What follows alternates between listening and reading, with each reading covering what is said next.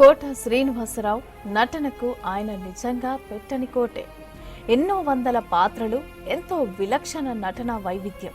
అది కామెడీ అయినా, విలనిజమైనా, ఇంటి పెద్ద అయిన రోల్ అయినా అది కోట చేస్తేనే పండుతుంది అనేలాగా ఉంటుంది ఆయన నటన. తొలినాళ్లలో విలనిజానికి కేర్ ఆఫ్ కోట శ్రీనివాసరావు. ఆ తర్వాత కామెడీకి షిఫ్ట్ అయ్యారు కోట.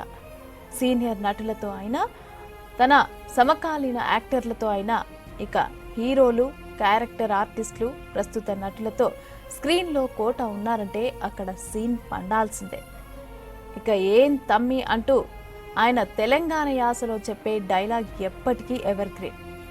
ఇక ప్రతి ఘటన సినిమాలో నెగటివ్ రోల్లో అద్భుతంగా నటించారు.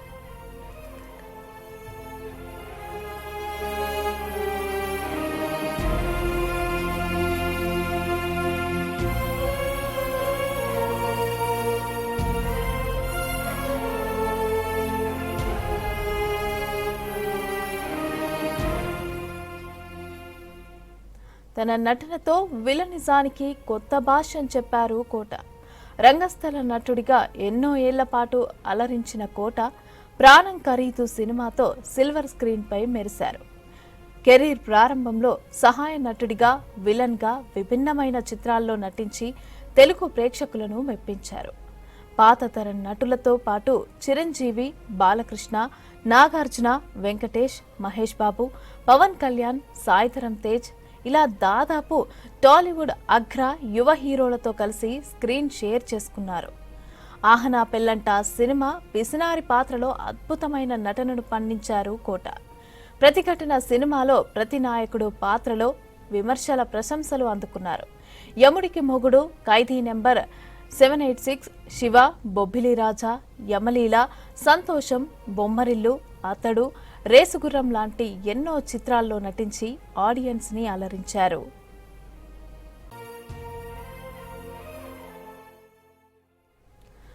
కోట శ్రీనివాసరావు నటనకు ఆయన నిజంగా పెట్టని కోటే. ఎన్నో వందల పాత్రలు, ఎంతో విలక్షణ నటనా వైవిధ్యం. అది కామెడీ అయినా, విలనిజం అయినా, ఇంటి పెద్ద అయిన రోల్ అయినా అది కోట చేస్తేనే పండుతుంది అనేలాగా ఉంటుంది ఆయన నటన. తొలినాళ్లలో విలనిజానికి కేర్ ఆఫ్ కోట శ్రీనివాసరావు. ఆ తర్వాత కామెడీకి షిఫ్ట్ అయ్యారు. సీనియర్ నటులతో అయినా, తన సమకాలీన యాక్టర్లతో అయినా, ఇక హీరోలు, క్యారెక్టర్ ఆర్టిస్టులు, ప్రస్తుత నటులతో స్క్రీన్లో కోట ఉన్నారంటే అక్కడ సీన్ పండాల్సిందే. ఇక ఏం తమ్మి అంటూ ఆయన తెలంగాణ యాసలో చెప్పే డైలాగ్ ఎప్పటికీ ఎవర్ గ్రీన్. ఇక ప్రతిఘటన సినిమాలో నెగిటివ్ రూల్లో అద్భుతంగా నటించారు.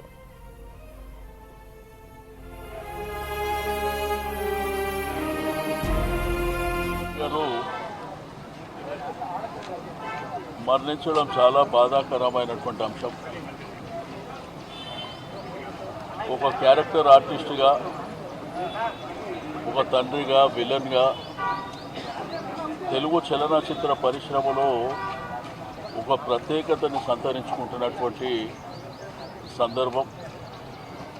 కొన్ని చిత్రాలు కోట శ్రీనివాసరావు గారి వల్లే ఆడినటువంటి సందర్భాలను కూడా మనం చూసినాం. మరి 750 చిత్రాల్లో వారు నటించడమే కాకుండా సినిమాల్లో జీవించినటువంటి వ్యక్తి. అనేకమైనటువంటి నంది అవార్డ్స్ కానివ్వండి, పద్మశ్రీ కానివ్వండి, ఫైమా అవార్డ్స్ కానివ్వండి, మరి వారికి వచ్చి రావడమే కాకుండా ఒక బ్యాంక్ ఎంప్లాయీగా, ఆ తర్వాత రంగస్థలంలో నాటకాలు వేస్తున్నటువంటి సందర్భంలో మరి చలనచిత్ర పరిశ్రమకు రావడం, వారి యొక్క సుదీర్ఘమైనటువంటి ప్రయాణం. కొంతమంది చరిత్రలో మరి పుట్టడం, చనిపోవడం అనేది సర్వసాధారణమైనప్పటికీ చరిత్రలో మిగిలిపోయేటువంటి వ్యక్తి కోట శ్రీనివాసరావు గారు. వారికి నాకు చాలా అనుబంధం. చాలా సందర్భాలలో వారి ఆరోగ్యరీత్యా కూడా నేను చాలా సందర్భాల్లో వారితో మాట్లాడటం. రెండోది, శాసనసభలో కూడా ఒక ఎమ్మెల్యేగా మేమందరం కలిసి పనిచేసినటువంటి సందర్భంలో ప్రతిరోజు వారి దగ్గర కూర్చొని చాలా విషయాలు నేర్చుకుంటున్నటువంటి సందర్భం అని చెప్పి నేను ఈ సందర్భంగా తెలియజేస్తూ ఈరోజు చలనచిత్ర పరిశ్రమకు తీరని లోటు. ఇటువంటి గొప్ప నటుడిని కోల్పోవడం అనేది బాధాకరమైనటువంటి అంశం. మరి ఆ భగవంతుడు ఆ కుటుంబానికి ధైర్యాన్ని ఇవ్వాలని చెప్పి నేను ఈ సందర్భంగా తెలియజేస్తూ నా సంతాపాన్ని ప్రకటిస్తాను. 4 దశాబ్దాల ఒక ప్రయాణం సినిమాలో. నేను తెలుగు ఇండస్ట్రీకి వచ్చే ముందు బెంగళూరు నుంచి ఆయన సినిమాలు చూసేవాడిని. ఆయన తీక్ష్ణత, ఆయన ఇంటెన్సిటీ చాలా ఇన్ఫ్లుయెన్స్ చేస్తున్నాను. ఆ తర్వాత వచ్చి 2-3 దశాబ్దాలుగా ఆయనతో పనిచేసిన అనుభవం, ఎన్నో సినిమాలు.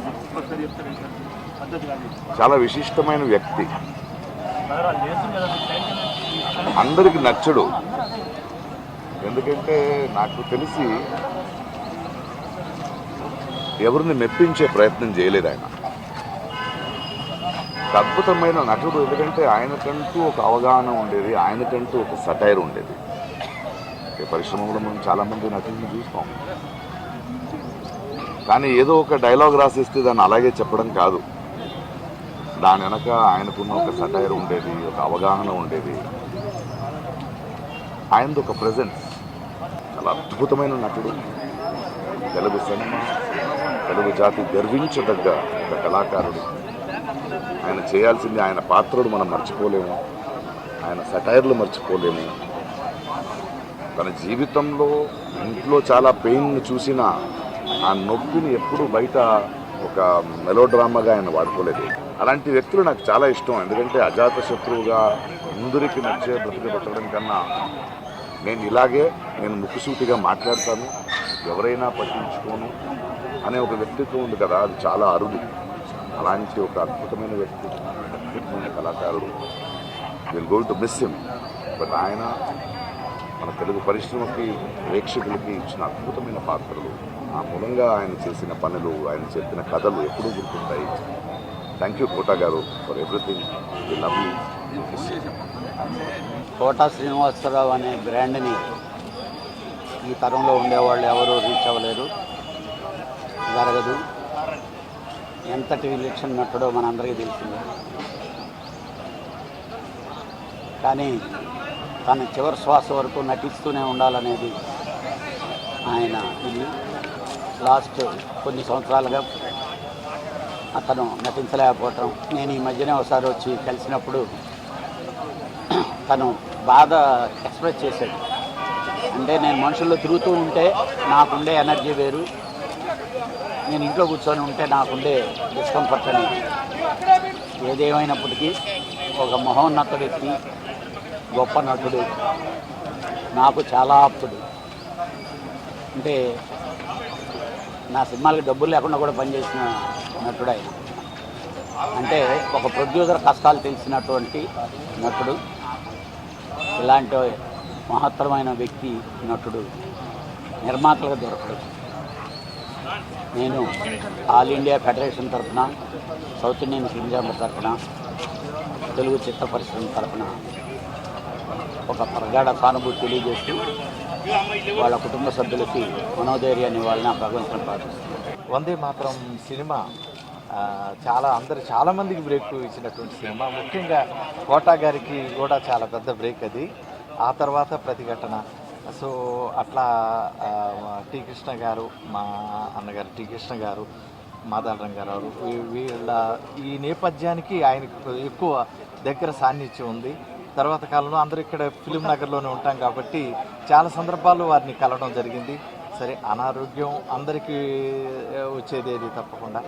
నిజంగా ఆయన చాలా గొప్ప అచీవ్మెంట్ చేశాడు. మనం అందరం గుర్తుపెట్టుకునే ఒక గొప్ప మహానటుడు. వారి మరణం నిజంగా తెలుగు సినిమా పరిశ్రమకు చాలా తీరని లోటు. వారి కుటుంబ సభ్యులకు ప్రగాఢ సానుభూతిని, సంతాపాన్ని తెలియజేసుకుంటున్నాను. కోటా శ్రీనివాసరావు గారి గురించి, ఆయన యాక్టింగ్, ఆయన తెలుగు సినిమా చేసిన సేవ గురించి నేను చెప్పేంత స్థాయి కూడా నాది కాదు. పర్సనల్గా నాకు చాలా పెద్ద లాస్. చాలా మంచి ఫ్రెండ్, మంచి వ్యక్తి, కల్మషం లేని వ్యక్తి, చాలా చాలా క్లోజ్ అయిన వ్యక్తి. అతను అంటే చాలా ఇష్టపడేవాడు. నేను కూడా అట్లానే ఇష్టపడేవాడిని. ప్రొడ్యూసర్కి డైరెక్టర్కి ఆయన అసలు ఎంత ఫ్రెండ్లీ యాక్టర్ అంటే ఏదైనా చేసాడు. కాల్ షీట్ కానీ డబ్బు కానీ అసలు సినిమా కోసం, తెలుగు సినిమా కోసం, తెలుగు ప్రొడ్యూసర్స్ కోసం కానీ ఆయన ఏదైనా చేయడానికి రెడీగా ఉంటాడు. అంత మంచి వ్యక్తి. ఆయన లైన్ లోడ్ తీర్చలేం. పర్సనల్ హాస్పిటల్ ఆయన ఆత్మహత్య శాంతి కలగాలని మనస్ఫూర్తి కోరుకుంటున్నాను. తెలుగు భాష గురించి, తెలుగు నటుల గురించి, తెలుగుని ఎంత అభివృద్ధి చేయాలా అన్న దాని మీదే తపన పడుతుండేవాడు.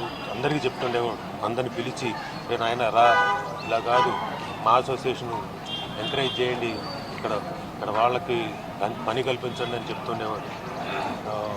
ఆయన తాపత్రయమైన ఆయన అంత వయసులో కూడా ఇంకా నాకు నటించే ఓపిక ఉందిరా, నేను రెడీ టు యాక్ట్, పని కల్పించండి రా బాబు, పిలిపించు, ఎక్కడైనా వచ్చి చేస్తానని చెప్తుండేవాడు. ఆయన ఆత్మకు శాంతి చేకూరాలని కోరుకుంటూ